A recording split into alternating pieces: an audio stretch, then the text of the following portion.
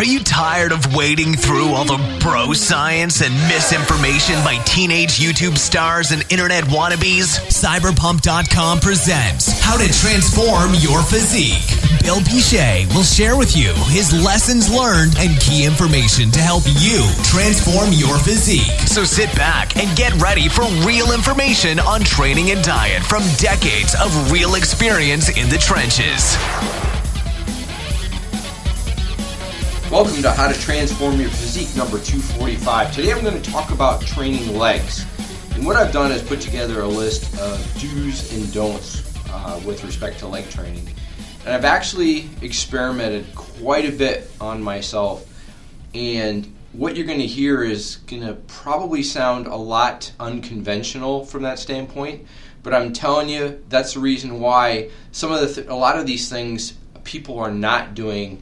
Therefore, like I said, their upper bodies tend to be a dime a dozen, and truly exceptional leg development, even with guys that are squatting big numbers for reps, is few and far between from a overall leg development standpoint. And what I'm going to tell you also applies to powerlifters or those really looking for maximal strength as well. And I'm going to correlate actually some of the things I've learned way back when I was a powerlifter that I didn't really connect in until I started really experimenting and thinking outside of the box with respect to leg training. Back in the day that Dr. Squat Fred Hatfield had actually written about, and I had implemented as part of my squat routine, trying to get a larger maximum squat. So let me just start with the do's and don't list. First of all, don't bounce and just drop into the bottom of your leg exercises. People miss out on a big part of any compound leg exercise, just leg exercises in general, by the use of gravity and basically relaxing and going into the bottom, especially in squats, and miss out on the negative portion of the lift. Do try and pull with your hamstrings, and you can actually do that and pull with your hamstrings and engage them all the way to the bottom. And that means not letting up and relaxing, and slow down on the negative as well. Do squat if you can in some form. The squat still is one of the most effective exercises. And when I say in some form, a form that basically, and I'll get to that a little bit later, a form that is not basically a glorified good morning or a hip and butt exercise. And I'll get to that a little bit later in the list. Actually mention that as the don't. Don't turn the squat into a good morning and hip lift, just lifting to get the weight. Your hips and lower back end up being the primary movers.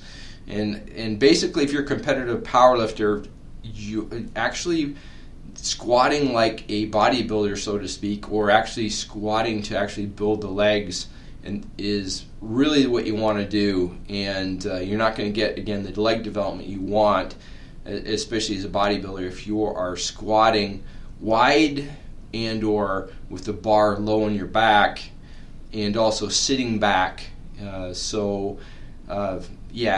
Again, are you a power lifter going into a competition, or are you trying to build up basically the muscle, all the total development of your legs? Okay, depth of the movements. Don't cut the range of motion short. And I put the caveat on that is the butt to the floor is a big fallacy in a way, because if you're just, again, using gravity to get there, you're really not getting any added benefit. And the other thing is you don't want your hips to tuck either by going too low as well.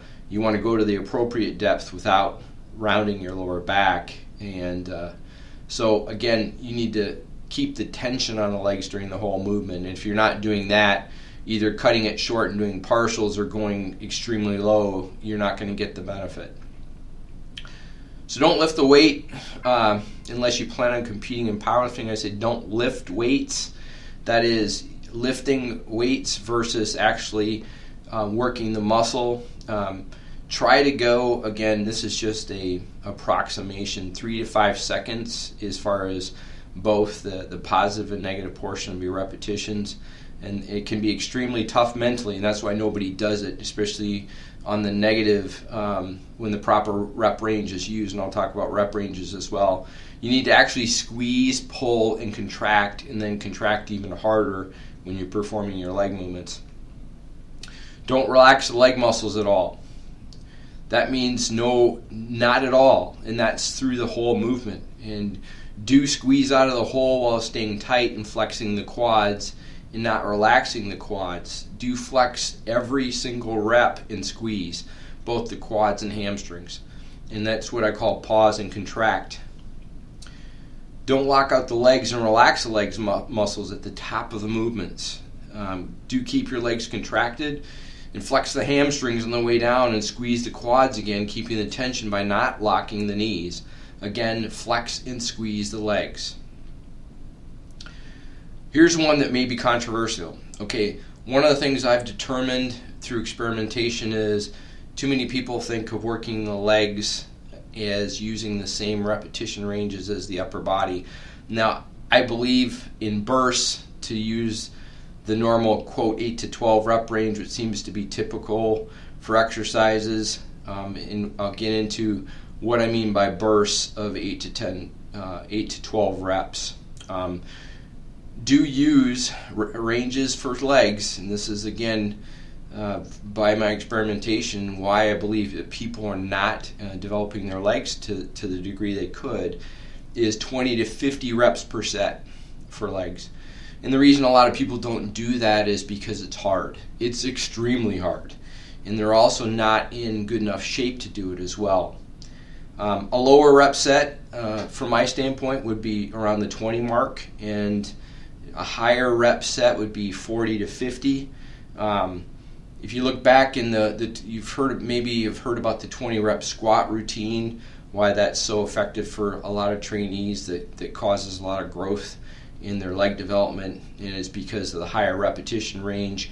And they also tend to be going in a few rep bursts in order to even get to 20, because again, a lot of times people aren't in shape to get to 20 repetitions, so it becomes very difficult. Don't cut out warm-ups and make big weight jumps. Use your warm-ups to actually pre-exhaust. And it's what I call up-down sets. Basically, treat every set as a set of maximum squeeze and contract for your leg muscles. Again, try and use an isolation exercise for both the hamstrings and quadriceps, or the front of basically the full leg. Hit both the hamstrings and the quads basically as warm-ups. And one other thing, the next thing is don't lollygag between sets with long rest times, and don't vary those rest times randomly. People are using way too much rest time in between sets. And again, use burst training, and again, hopefully I covered that in the list. I think I did, but so basically what the whole concept is to cram as much work into the working the legs as little time as possible. And you're not going to be able to do a long workout when you do that. Don't do a ton of different exercises. Do get really good at performing a few exercises for your legs where you can actually connect in to actually feel and working the muscle. If you're not feeling and working the muscle, you're not going to be very efficient, and you're not going to get the leg development, because legs are very, very hard to develop to a high degree with full leg development. There's no question about that. Don't train for a max for your ego. There's so many people out there that are training like competitive powerlifters and squatting for low reps. Squatting for low reps is not going to get you the leg development for the majority of the people out there. You have to do as many sets as possible and cram it into as little time as possible with bursts. And I'm going to talk about that. I have one more here. Don't just lift weights for your leg exercises again. And you need to keep complete tension on your legs throughout the exercise. So what's burst training? So burst training, I talked about the key again for maximum leg development is 20 to 50 repetitions. Notice I didn't say one set. I believe the best way to actually get there is by doing bursts of 8 to 10 reps. So basically you take, and you can also use multiple exercises. You can do it on one exercise and basically do a drop set start off, do all your pre-exhaust, and then do 8 to 10 rep bursts, complete tension, squeeze and contract, and do those, and basically do a drop. In that drop, typically, if you're going to change the weight yourself, is probably going to you'll be able to rest. You're going to be resting maybe 5 to 15 seconds in between each drop. So it's not like you're doing actually one set, but in essence, it's kind of a giant set. The other thing is you can use 2 to 3 exercises. I typically do it with 2 exercises, and basically end up doing the equivalent of 50 repetitions. And so I'll do, for example, goblet squats, and do drop set with 5 different drops, and then go over to leg extensions right away, as long as just walk over quickly to leg extension machine, and then back over to goblet squats again. So burst training, most effective, and again, keeping constant tension on the muscles, including, again, pulling and not letting gravity take over. I mean, that's why even you see a lot of bodybuilders, they'll have great quad development, but their hamstrings are lacking from that standpoint. And that, again, is due regardless, even if they're doing hamstring curls of some sort, they're using their speed of movement is much too great, and they're using too much acceleration, so they're not really creating good constant tension on their hamstrings. And so by actually pulling to the floor through your heels, and plus you're using the weight plus pulling to the floor with your hamstrings, you basically and slow down the movement. Again, no gravity and no basically removing tension from your hamstring standpoint. You're going to see a big improvement in your hamstrings from that perspective. The other thing, again, is very, very important. You want to cram as much work as possible in as little time. And that doesn't mean, again, sloppy repetitions, okay, and not creating constant tension and just banging out the reps and just lifting the weight. No, you have to actually slow it down. Again, it's probably 3 to 5 seconds.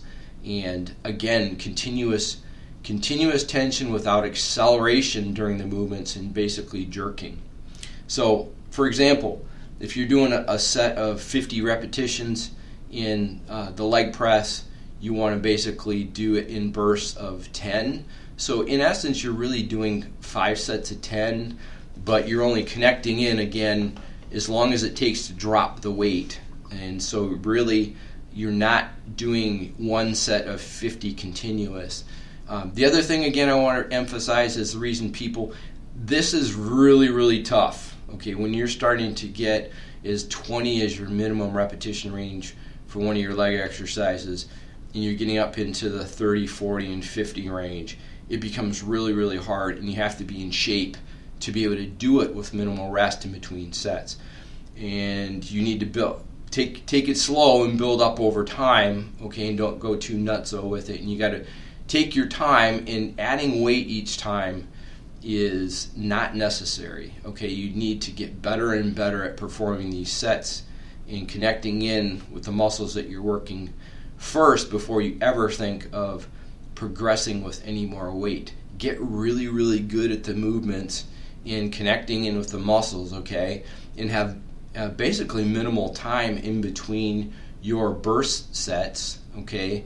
And then consider increasing the weight. But before you can do that, you need to get really, really good and get in shape to do these type of leg workouts. The other thing is you'll be surprised that working legs once a week, so I'm basically going on 53 and never use PEDs, and I've been able to, for at least 8 weeks now to 10 weeks, basically work my legs every third day, so that's only 48 hours.